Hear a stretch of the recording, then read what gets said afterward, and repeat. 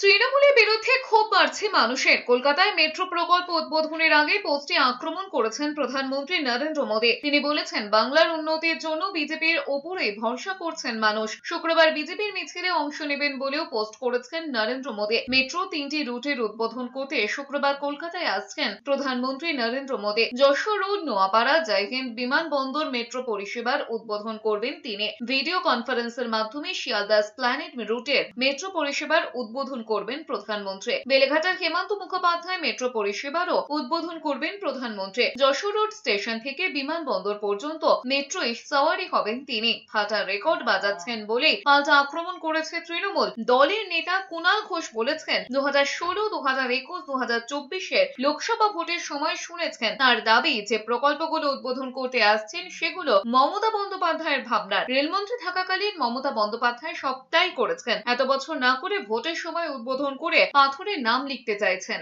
মাননীয় প্রধানমন্ত্রী আসছেন, উনি 3টি মেট্রো রেলের উদ্বোধন করবেন।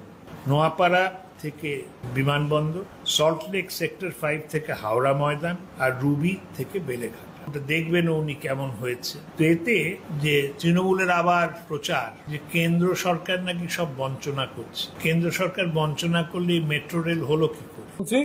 তিনি নাটক করতে আসছেন।